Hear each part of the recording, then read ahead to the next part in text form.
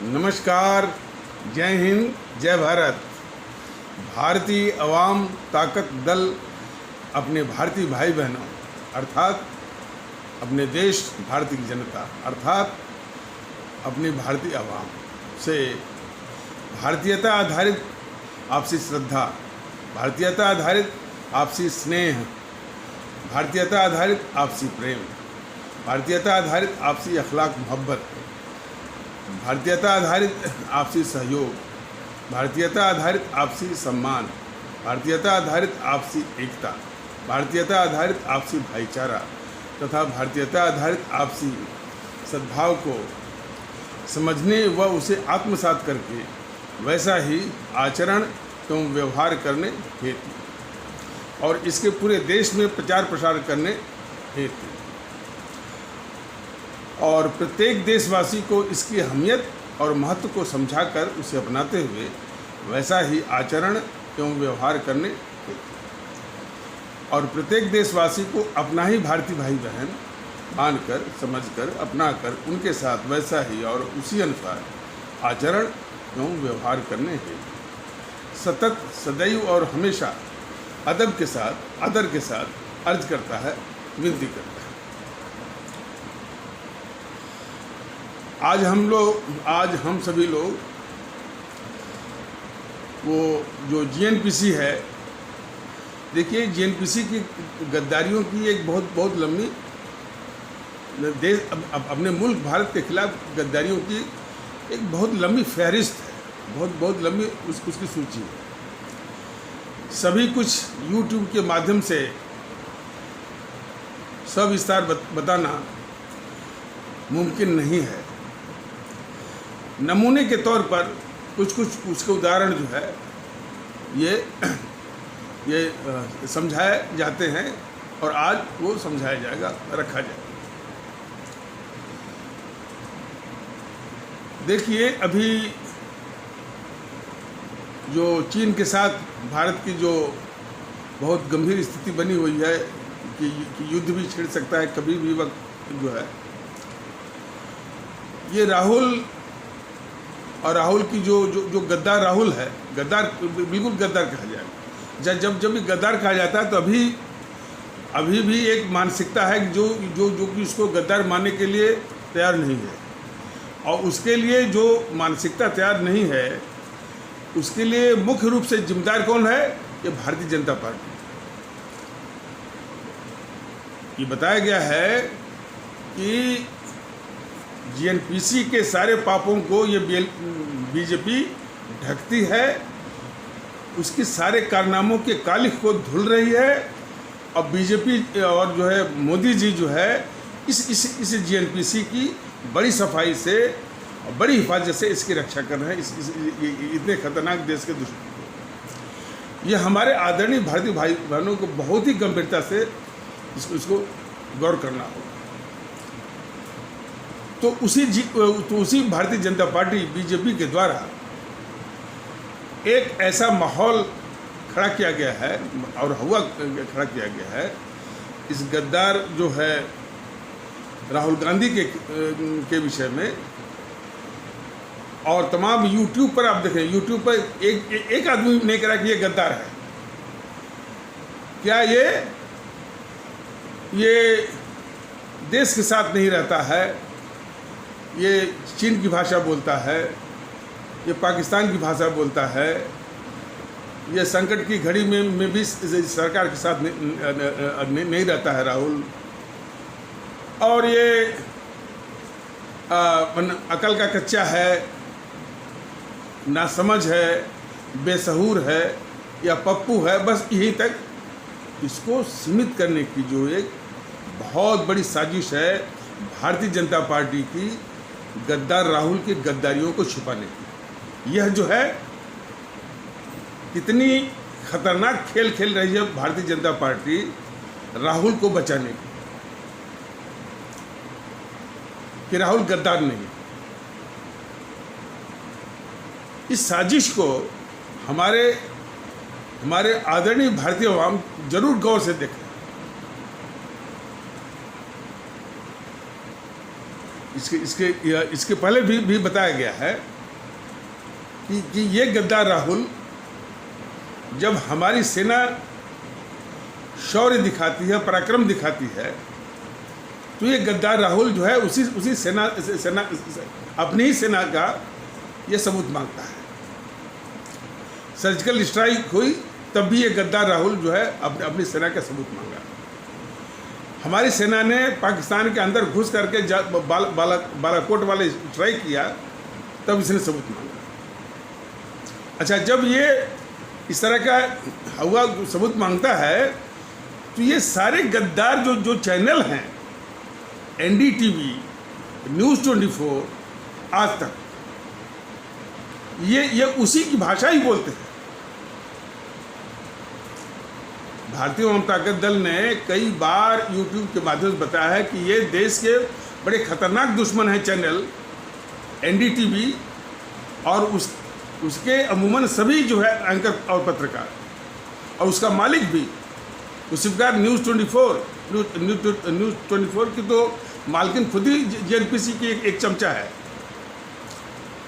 और उसी तरह से आज तक किसका है? इंडिया टुडे ग्रुप का है, वो अरुण पुरी का है, वो एक टाउट है JNPC का। तो जिस प्रकार JNPC इस देश के लिए बहुत ही खतरनाक और देश के दुश्मन है, ये चैनल भी उसी तरह दुश्मन है। तो जिस समय ये गद्दारी करता है राहुल, सबूत मांगता है इस तरह की, तो यह भी उसी का कोरस मिलाते हैं सब ये गद्दार किस्म के चैनल, NDTV, न्यूज़ 24, आज तक इत्यादि वाले, और ABP न्यूज़ वगैरह। तो ये गद्दार राहुल जो है, जब भी हमारी सेना पराक्रम करती है, चाहे सर्जिकल स्ट्राइक हो, जब बालाकोट स्ट्राइक हो, ये सबूत मिलता है। हमारे सेना अध्यक्ष को अपने नेता से सड़क का गुंडा कहलवाता है, और हमारे दुश्मन पाकिस्तान के सेना अध्यक्ष को गले लगाने के लिए अपना दूध भेजता है नवजोत सिद्धू। जरा देखिए इसकी गद्दारी। ये पहले भी बताया गया है, लेकिन ये बार बार बताया जाएगा इस मामले पर कि ये गद्दार राहुल को पूरा देश गद्दार समझे, तब जाकर के सुधरेंगे ये चैनल वाले।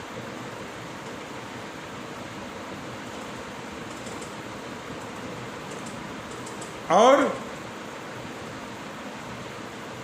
हर वक्त जो है आतंकवादियों की भाषा बोलता है गद्दार राहुल, पाकिस्तान की भाषा बोलेगा, हमारे दुश्मन चीन की भाषा बोलेगा। इतना बड़ा गद्दार। तो जब वो ये हवा बना था कि चीन की सेना 25 किलोमीटर घुसी, 30 किलोमीटर घुसी, ये गद्दार चैनल NDTV, न्यूज़ 24, आज तक, और जितने भी पैनल पर बैठे हुए हैं वो भी उसी मानसिकता के। कोई नहीं पूछ रहा है कि ये जो राहुल कह रहा है कि 25 किलोमीटर घुसी, 30 किलोमीटर घुसी, उसके बाप के नाना ने तिब्बत थमा दिया हमारे दुश्मन चीन को। तो पहले वो हिसाब अपने बाप के नाना से ले कि उसने तिब्बत क्यों दिया, और इसके बाद 42,000 वर्ग मील अक्साई चीन से सहित और देने की गद्दारी किया भारत के खिलाफ। तो ये चैनल वाले और जो पैनलिस्ट हैं, अब पैनलिस्ट में सबसे ज़्यादा गद्दार बीजेपी है, जो कि पूछती नहीं है, जो कि कहती नहीं है कि राहुल तू बता कि तुम्हारे बाप के नाना ने जो 42,000 वर्ग मील और थमा दिया अक्साई चीन सहित, पहले उसको बता। एक बार वो ये गद्दार राहुल बोल रहा था कि मेरा खून खौलता है। अरे गद्दार, तुम्हारा खून तब क्यों नहीं खौला? तुम्हारे बाप के नाना ने जब वो तिब्बत को थमा दिया दुश्मन चीन को, अरे गद्दार राहुल, तुम्हारा खून तब क्यों नहीं खौला कि तुम्हारे बाप के नाना ने जो है अक्साई चीन सहित जो है 42,000 वर्ग मील भारत की जमीन अपने दुश्मन चीन को सौंप दिया। देखिए, भारतीय आवाम ताकत दल का हर एक कार्यकर्ता को राहुल की गद्दारी पर खून खोलता है। भारतीय आवाम ताकत दल चाहता है कि पूरे देश, यानी जो हमारे आदरणीय भारतीय भाई बहन हैं, सारे भारतीय भाई बहनों का इसकी गद्दारी पर जो है खून खोलना चाहिए, और इसको कोई एक वोट न मिल करके फिर इन तीनों को लात मार करके इटली पे जो है वो भेजा जाए। लेकिन भारतीय आवाम ताकत दल के खून खोलने से उसे उतना काम नहीं होगा। और आप लोग तो इसको सजा दीजिए मतपेटी पर जब भी इसको समर्थन मिल जाता है तब ये और गद्दारी करने के लिए ये तन जाता है गद्दार राहुल। तो उसको सुनिश्चित करना काम आपका है। तो फिर कहा जा रहा है कि ये सारे गद्दार जो है, ये देश विरोधी हमारे मोदी जी उसको पाल रहे हैं, उसकी सारी, और उसको देश में झूठ बोलने का, अफवाह फैलाने का, और फिर ये चैनल को राहुल ने हमला बोला। मैं चैनल वालों से पूछना चाहता हूँ, ये भारतीय आवाम ताकत दल पूछना चाहता है, देश के दुश्मनों को, देश के गद्दारों को क्या बोलने का हक बनता है? यदि वो ये तर्क दें कि इनको जनता ने चुना है, तो आतक महोदय, न्यूज़ 24 महोदय और एनडीटीवी महोदय, जरा बताइए, सैयद शहाबुद्दीन भी जीता हुआ एक एमपी था, उसको जनता ने चुना था, तब भी उस पर मुकदमा चला, देश के कानून ने ऑपरेट किया। जनता किस लिए उसको चुन देती है, इसका मतलब नहीं कि उसके गद्दारी के पाप वो धुल गए। लेकिन ये चैनल वाले चैनल बने हुए हैं, कहते हैं कि हम जनता की आवाज़ हैं, ये मुखौटा ओढ़ करके कितनी बड़ी गद्दारी कर रहे हैं कि गद्दार राहुल के पक्ष में माहौल बनाने के लिए। तो खैर, इसका दो ही उपाय है। एक तो हमारे आदरणीय भारतीय भाई बहन कुछ ऐसा करें कि कम से कम शुरुआत हो, मैंने न्यूज़ 24, एनडीटीवी और आज तक की टीआरपी कैसे ध्वस्त हो, इसको सुनिश्चित करिए, तब जाकर के इन सबों की आदत हो जाएगी। लेकिन ये सारे देश विरोधी चैनल हैं, मोदी जी की छत्रछाया में पल रहे हैं। तो सबसे बड़े देश विरोधी आदरणीय मोदी जी, एक आदरणीय तो लगाना है जो कि वो प्रधानमंत्री पर बैठे हुए हैं, आज कुर्सी से उतर जाए तो उनको भी वही गाली मिलेगी जो नेहरू को मिल रही है। क्योंकि ये सारे देश के दुश्मनों को ये पाल रहे हैं। तो आ जाइए कि ये एक बार कह रहा था, जरा एक बहुत संजीद मसला है। हाँ, इसके पहले तो वो झूठ बोलता रहा कि चीन की सेना 20 किलोमीटर घुसी, 30 किलोमीटर घुसी। पूरा का पूरा ये जो एनडीटीवी, न्यूज़ 24, आज तक वाला, उस पर बैठे हुए उसका एंकर और जितने भी पैनल पर डिस्कशन करने वाले, देखिए वास्तव में जिस तरह की मानसिकता के सब बैठे रहते हैं, और वो किसी भी क्षेत्र से आते हों, वो जैसे बैठ जाते हैं राजनीतिक विश्लेषक और आते हैं जेएनपीसी के चमचा, डिफेंस के एक्सपर्ट आते हैं। अरे भाई, जब आप सेना में थे तो आप सरकार के गुलाम थे, अब तो आप बोल सकते हैं। ये कभी भी उस नेहरू को गद्दार तक वो नहीं बोलते हैं, ये डिफेंस वाले। जीडी बख्शी वो सुभाष चंद्र बोस के विषय में क्या बोल जाते हैं महोदय, लेकिन नेहरू सारी बात वो बोल जाएंगे, लेकिन नेहरू गद्दार है ये कहते हुए वो जो मेजर जनरल है विजय बख्शी, उसकी घिघी बंद हो जाती है। गांधी के विषय में मैंने बहुत कुछ बोल जाएंगे महोदय कि गांधी कितना बड़ा गद्दार है, कि कहने में major general, retired major general Vijay Bakshi जैसे लोगों की घिघी बंद हो जाती है। तो ये सिर्फ जो किस तरह की मानसिकता मैंने ये बनाई गई है, प्रॉब्लम उससे है। तो ये गद्दार जो है, अब ये वैसे ही है, आप समझ जाइए कि जैसे कोई या अब कितना इसकी वो एनालॉजी होगी, कितना ये पैरेललिज्म होगा, ये तो मैं नहीं कर सकता, लेकिन इससे एक अंदाज जरूर मिलेगा आपको। एक फिल्म में गाना था कि क्या मिलिए ऐसे लोगों से जिनकी फितरत छुपी रहे, नकली चेहरा सामने आए, असली सूरत छुपी रहे, ये था उसको। उसका एक अंतरा था, उसका एक स्टैंजा जो पद था वो थोड़ा सा गंभीर किस्म का है। वो कहता है कि जिनके जुर्म से दुखी है जनता, हर बस्ती हर गांव में, जिनके जुर्म से दुखी है जनता, हर बस्ती हर गांव में, दया धर्म की बात करें वो बैठी सजी सभाओं में। कुछ इसी तरह का है। जिन्होंने इस देश भारत की ज़मीन को चीन को दे दिया, चीन को देने की गद्दारी किया, 42,000 वर्ग मील इस गद्दार नेहरू ने युद्ध के बहाने उसको थमा दिया, अक्साई चीन सहित। और उसका गद्दार नेहरू बोल रहा है कि अरे गया तो कोई बात नहीं है, वहाँ तो घास भी नहीं उगती है।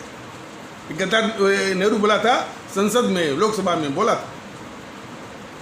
तो कोई महावीर त्यागी करके बोले थे कि जनाब आपके सिर पर भी कोई बाल नहीं दिख रहा है, तो क्या आपकी गर्दन को भी काट करके वो चीन को दे दिया जाए? क्योंकि महावीर त्यागी की गलती रही कि वो गद्दार नेहरू की गर्दन काटे नहीं। गर्दन काट दिए होते तो कुछ भारत की तकलीफ जो है कम हो गई होती उसी वक्त।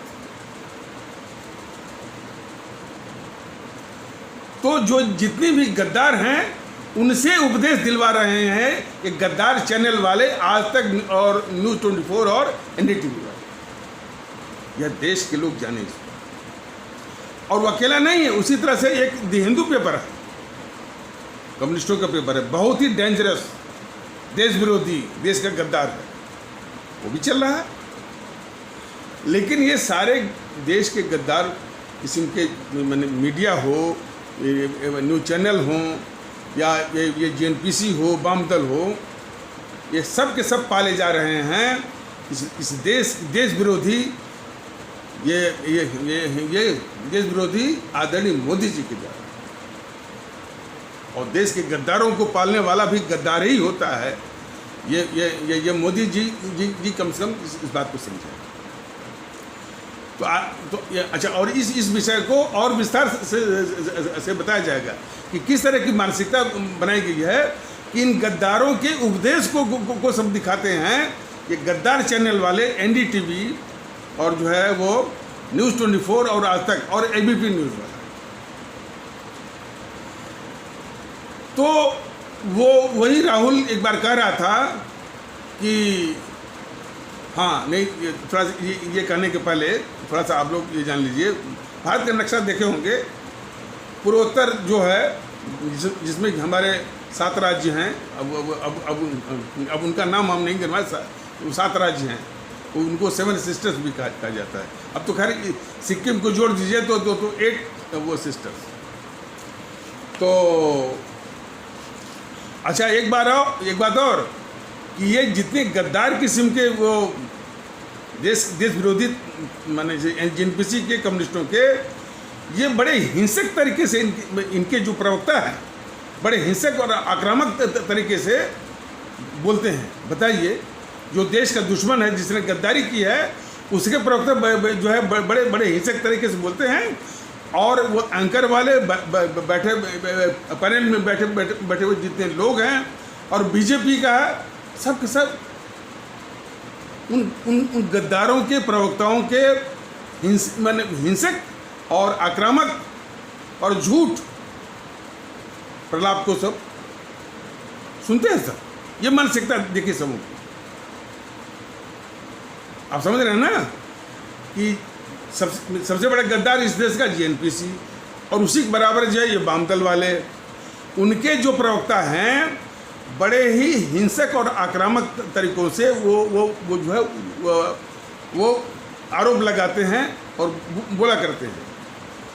और उसको वो जो एंकर है और जितने भी पैनल पर और भी डिस्कशन करने वाले हैं सब उसको बर्दाश्त करते हैं। ये मानसिकता है। कहा जाता है कि वो मिलिट्री के रिटायर या फलान ठिकाना उनका वो खून खोलता ही नहीं है कि गद्दार ऐसा ये बोल रहा है। ये सिर्फ मानसिकता की बात है। यदि वो सभी पैनलिस्ट चाहे वो डिफेंस से आते हों चाहे किसी भी से आते हों, सुभाष चंद्र बोस को याद करते, भगत सिंह को याद करते, जिन्होंने अपनी जान दे करके, कुर्बानी देकर, खून दे करके आज़ादी लाई और जो है उस भारत की ज़मीन को ये गद्दार नेहरू ने थमा दिया चीन को। तिब्बत मिलने वाला था तिब्बत दे दिया चीन को। तो गद्दार के रूप में उसको देखते। रिटायर मैं भी हो गया हूँ। जो भी हमें ऊर्जा है, जो भी हमारी सोच है, अपने देशवासियों को, हमारे आदरणीय भारतीय भाई बहनों को, इन गद्दारों की पहचान के लिए मैं अपना जीवन अर्पित करूंगा, जगाऊंगा। तभी इस देश में भारतीयता, इसलिए भारतीयता के कॉन्सेप्ट को ये कुचलने वाले हैं, उसके शत्रु हैं। तभी तो हमारे उन अमर शहीदों ने जब आज़ादी के लिए अपना खून दिया, फांसी पर चढ़े, तो उनके लिए एक ही था कि हम ये एक ही भावना था कि भाई ये पूरा देश भारत है, इसकी और जो है इस देश में जितने लोग हैं सभी भारतीय हैं और हमारे लिए भारत मुल्क ही जो है सर्वोच्च है और यही मेरे लिए सब कुछ है। हमारा दीन है, धर्म है, ईमान है, सब कुछ है। आज़ादी जब मिल गई तो सत्ता की बंदरबाट, देश के टुकड़े कराना, 25 से 30 लाख लोगों को मरवाना, ये जेएनपीसी का नेहरू और मोहनदास करमचंद गांधी का शुरू हो गया। इस सच्चाई को पूरे देश को जानना पड़ेगा। तो सवाल सिर्फ जो है कि किस तरह की मानसिकता, किस तरह का दृष्टिकोण, किस तरह का नज़रिया ये लोगों के दिमाग में बैठा गया। तो आ जाइए, भारत का नक्शा देखे होंगे तो पूर्वोत्तर जाने के लिए एक गलियारा पड़ता है, जो ही वो सिलीगुड़ी के पहले साथ पड़ेगा ये, और उसकी चौड़ाई शायद 18 से लेकर 22 किलोमीटर है। बड़ा पतला सा नक्शा देखिए। तो ये स्ट्रेटजिकली जो है बहुत ही वल्नरेबल, बहुत ही संजीत किस्म का वो क्षेत्र है। सारे दुश्मनों के, देश के गद्दारों की नज़र उसी पर रहती है कि यदि उसको काट दिया जाए तो पूरा पूर्वोत्तर जो है वो निकल जाएगा, माने भारत से कट जाएगा। चीन की नज़र हमेशा उसी पर रहती है। डोकलाम का मुद्दा जो है चीन जो है इसीलिए शुरू किया था कि ये डोकलाम में जम जाता तो फिर वही, अच्छा तो उसको क्या बोलते हैं ऐसा देखिए। तो जैसे मुर्गा होता है या मुर्गी होता है, उसकी गर्दन तो अंग्रेजी में बोलते हैं चिकन की गर्दन, चिकन नेक। तो अक्सर जो मैंने जो जिस शब्दावली का प्रयोग करते हैं उसका नाम है चिकन नेक। तो चिकन नेक पर ही हमारे दुश्मन चीन की नज़र रहती है। देश के अंदर जो सिखाते पढ़ाते रहते हैं ये कम्युनिस्ट वाले जो है वो सिखाते हैं कि यदि चिकन नेक को काट दिया जाए तो पूर्वोत्तर पूरा वो निकल जाएगा। राहुल भी बोल रहा था उसी पर। अब जरा उस जीएनपीसी के गद्दार नेहरू और गद्दार इंदिरा की गद्दारी जरा आप सभी लोग, आप आदरणीय भाई बहन देखिए। त्रिभुवन सिंह वो राजा थे नेपाल के। जो कम्युनिस्ट पार्टी थी चीन की, नरसंहार के जरिए विस्तारवादी नीति वो चला रहा था। उसे डर करके नेपाल भारत में मिलना चाह रहा था अपनी रक्षा के लिए, लेकिन ये नेहरू जो है उस नेपाल को मिलने नहीं दिया, चूँकि वो इस देश का दुश्मन था। नेपाल यदि भारत के साथ होता तो आज जो समस्या नेपाल की वो समस्या भी नहीं होती। और जो चिकन नेक वाली बात है, चिकन नेक तो चिकन नेक की भी समस्या नहीं होती, इसलिए कि वो जो चिकन नेक है वो एक और नेपाल है, दूसरी ओर बांग्लादेश है। और दूसरा, जब ये मैंने पूर्वी पाकिस्तान बांग्लादेश के रूप में अलग हुआ पाकिस्तान से, तो इस बांग्लादेश को अब भारत के नियंत्रण में रखना चाहिए था। आज वो बांग्लादेश भारत के अधीन होता तो चिकन नेक की समस्या नहीं आती। तो ये दोनों गद्दार ये जब तमगा लूटते हैं, ये गद्दार जेएनपीसी के प्रवक्ता और उसके नेता कि इंदिरा ने उसके 2 टुकड़े कर दिए। अरे 2 टुकड़े इंदिरा ने नहीं किया, वो हमारी भारतीय सेना ने किया। इंदिरा ने तो गद्दारी ये किया कि जो जमीन हमारी सेना ने अपने जवानों की कुर्बानी शहादत के जरिए लाहौर तक जमीन जीती थी पाकिस्तान की, उसको इस गद्दार इंदिरा ने शिमला समझौते के द्वारा उसको वापस कर दिया। ये गद्दारी किया है वो गद्दार इंदिरा ने भारत के खिलाफ। उस गद्दार वो गद्दार इंदिरा की इस गद्दारी को ये गद्दार किस्म के जो है जेएनपीसी वाले कहते हैं कि उसने 2 टुकड़े कर दिए। तो ये नमूना बताया जा रहा है कि किस प्रकार झूठी बातों को, देश के दुश्मनों को सब इस तरह से बोला करते हैं। तो जब तक देश इन देश के दुश्मनों को, देश के गद्दारों को पहचानेगा नहीं, तब तक उसकी मुक्ति नहीं। और यही असली आज़ादी है, मानसिक आज़ादी, कि देश के दुश्मनों को हमारे आदरणीय भारतीय भाई बहन, हमारे आदरणीय भारतीय अवाम पहचाने उसको। ये बहुत ही खतरनाक किस्म के देश के शत्रु हैं।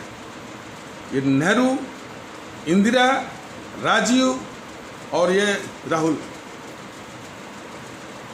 लेकिन इन शत्रुओं को पालने वाला भी इस देश के लिए बहुत ही खतरनाक है, और वो राष्ट्रवाद के नाम पर आया हुआ है।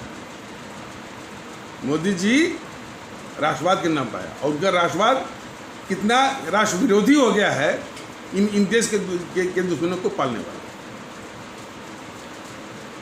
तो यदि ये नेपाल, जिसको मिलने नहीं दिया गद्दार नेहरू, भारत में रहता, यदि बांग्लादेश जो हमारी भारतीय सेना ने पाकिस्तान से अलग करके वो जीता था, उसको यदि वो बांग्लादेश यदि भारत में रहता तो ये चिकन नेक की समस्या नहीं होती। तो इन गद्दारों की गद्दारी जरा देखिए, पहले देश के साथ गद्दारी करते हैं और फिर उसी पर वो इशारा करते हैं कि देखो पतला सा गलियारा है, इसको काट दो तो जो है भारत के ये 7 राज्य जो है वो अलग हो जाएंगे, भारत कमज़ोर हो जाएगा। कितने ये गद्दार किस्म के हैं ये जेएनपीसी वाले, हमारे देश के लोग समझे। अभी भी देखिए, अभी भी इसको वोट मिल रहा है, अभी भी कुछ मानसिकता है कि यूट्यूब पर देखते तो अभी इसके समर्थक हैं। भारतीय जनता दल को इससे आश्चर्य नहीं है। कल्पना करिए कि जब हमारा देश अंग्रेजों के अधीन गुलाम था तो वो अंग्रेज अकेले ही इस पर अत्याचार नहीं कर रहे थे। अंग्रेजों के साथ कुछ अपवादों को छोड़ करके जितने भी राजा थे, जितने भी नवाब थे और जितने भी जमींदार, और इनके राजाओं, नवाबों और जमींदारों के की चमचा मंडली कई छलों में होती है। जो सबसे करीबी है वो होता है मतलब कि राजा का, नवाब का, जमींदार का, उसको बोलते हैं छल्ला संख्या 1, यानी रिंग नंबर 1। उसके और उस चमचे का भी जो चमचा बाद में होता है उसको बोलते हैं रिंग नंबर 2। इस प्रकार ring number 1, ring number 2, ring number 3, 4 चमचा मंडली भी वही दुष्टता देश के खिलाफ वही जो है वही शोषण कर रहे थे जो अंग्रेज कर रहे थे। वो इसी देश के थे। तो देश के दुश्मनों का साथ देने वाले तबका इस देश में है, ऐसी बात नहीं है। उसको पहचान करने की जरूरत है।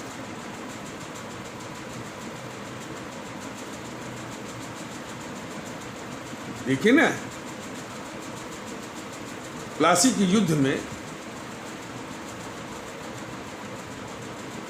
वो क्लाइव, ईस्ट इंडिया कंपनी का क्लाइव, उसके पास महज 300 सैनिक थे।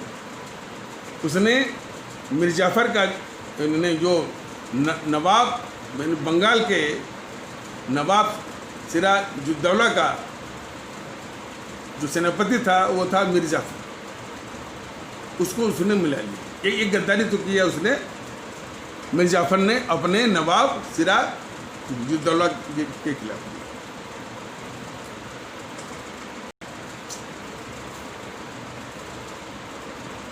तो पहली गद्दारी तो किया इसने नवाब सिराजुद्दौला का सेनापति मिर्जाफर ने अपने नवाब के खिलाफ। और नवाब सिराजुद्दौला की 18,000 सैनिक थी और क्लाइव के पास महज 300 सेना थी। उस 300 यानी ईस्ट इंडिया कंपनी के क्लाइव के 300 सैनिकों के आगे मिर्जाफर ने नवाब सिराजुद्दौला की 18,000 सेना का सरेंडर करवा दिया, आत्मसमर्पण करवा दिया। और जो ये इसको देखने के लिए 1 लाख लोग तमाशा देख रहे थे कि किस तरह से नवाब सिराजुद्दौला का ये जो सल्तनत है वो ढह रही, गिर रही। तो जरा इसको ध्यान से पढ़िए कि वो जो 1 लाख जो तमाशा देखने वाले थे वो नहीं सोच रहे थे कि भाई ईस्ट इंडिया कंपनी जो है हमारे देश की दुश्मन है। क्लाइव जो है हमारे देश की दुश्मन है। जो गद्दारी कर रहा था मिर्जाफर, उसको पकड़ के मारते 1 लाख लोग, लेकिन नहीं। काफ़ी ये भी सोच रहे होंगे चलो भाई ये नवाब था, मुसलमान है ना, इसकी नवाबियत जा रही है ना, कोई बात। तो देश के तो उन लोगों की एफिनिटी, उन लोगों का वो इंक्लिनेशन ईस्ट इंडिया कंपनी या उसके क्लाइव के पक्ष में था। आज भी जो है जानते हुए कि ये जेएनपीसी इस देश के दुश्मन है, ये हमेशा जो है देश के खिलाफ ही काम करती है, तब भी हमारे देश का कुछ तबका है कि इसको गद्दार नहीं है। कोई बात नहीं है, ये बहुत बड़ा काम है।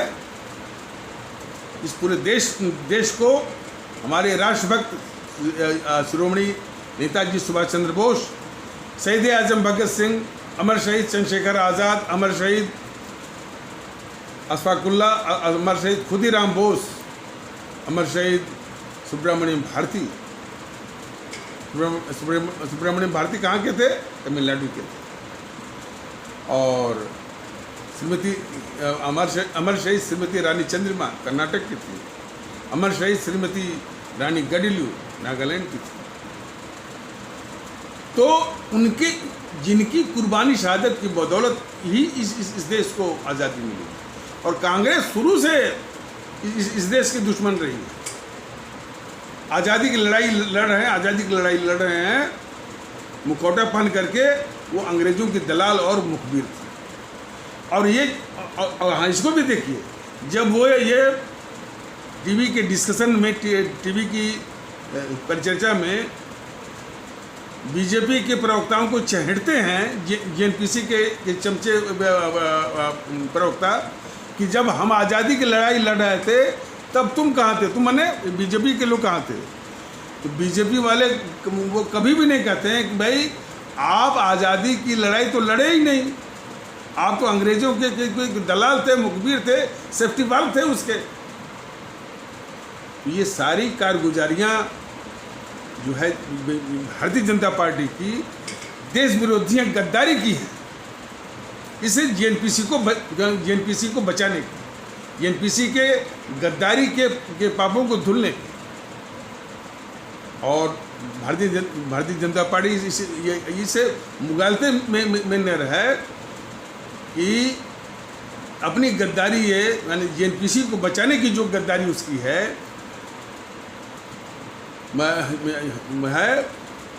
वो देश जानेगा नहीं, देश जरूर जानेगा। हमारा देश और हमारे आदरणीय भारतीय भाई बहन, हमारे आदरणीय भारतीय अवाम जेएनपीसी का तो बहुत अच्छे से हिसाब लेगी ही। मतपेटी पर उसको शून्य मत जो है वो करने की ठाने की भी ये पूरा विश्वास है। वाम दलों का भी यही हासिल करेगी। उसके साथ साथ ये जो गद्दार बीजेपी है, इन देश के दुश्मनों को पालने वाली, उसका भी यही हासिल करने वाली। ये बहुत जरूरी है। जब ये इतना जान लीजिए कि जब भी इन गद्दारों की बात कही जाती है, और ये बड़े खतरनाक किस्म के हैं इस देश के दुश्मन, यहीं पर रहते हैं, सारी सुविधा उठाते हैं, तमाम जेड प्लस की सिक्योरिटी का वो उठाते हैं, तमाम संसाधनों का माने उपयोग दुरुपयोग जो भी करते हैं, और इसी थाली में छेद करते हैं सब। जेएनपीसी का राहुल, प्रियंका, सोनिया, वाम दल वाले और उनके छुटभैये कन्हैया कुमार इत्यादि। लेकिन ये सारे गद्दार जो है मोदी जी की छत्र छाया में पल रहे हैं। तो देश को पहचानना पड़ेगा कि इन गद्दारों का सरगना कौन है। आदरणीय प्रधानमंत्री मोदी, आदरणीय इसलिए लगाया जा रहा है क्योंकि वो प्रधानमंत्री हैं। आज वो प्रधानमंत्री की कुर्सी से हट जाएं तो उनको भी उसी प्रकार ये भारतीय जनता दल गद्दार कहेगा आराम से। जिस प्रकार यानी वो नेहरू को गद्दार के रूप में बेनकाब करने के लिए ये मुहिम इसने जो है वो जिस प्रकार नेहरू और इंदिरा और राजीव और इसको पूरे जेएनपीसी को गद्दार के रूप में बेनकाब करने के लिए भारतीय जनता दल सतत जो है वो प्रयत्नशील है। उसी प्रकार जिस वक्त ये कुर्सी से हट जाएंगे इनको भी गद्दार के रूप में बिल्कुल बेनकाब करेगा भारतीय जनता दल आदरणीय मोदी जी। आदरणीय शब्द इसीलिए प्रयोग किया जा रहा है चूँकि हमारे देश के प्रधानमंत्री की कुर्सी पर वो विराजमान है, आसीन है, इसीलिए। लेकिन काम उनका देश के गद्दारों को पालने वाला गद्दारी का। तो ये बड़ी तो चिकन नेक वाली बात, चिकन नेक के मामले में दोनों ने गद्दारी किया।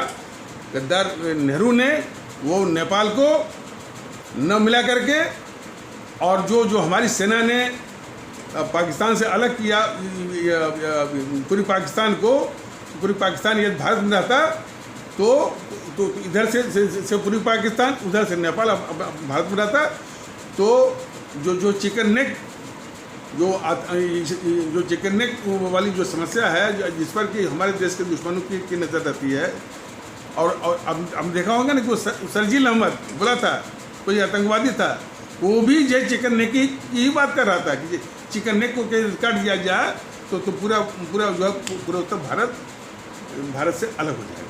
तो जितने भी देश के दुश्मन हैं, जितने भी आतंकवादी हैं, वो चिकन नेक की बात वो जरूर करते हैं। ये एपिसोड लंबा न होने पाए, इसलिए इस आवश्यक परिचर्चा को यहीं पर विराम दिया जाता है। तब तक के लिए नमस्कार, जय हिंद, जय भारत।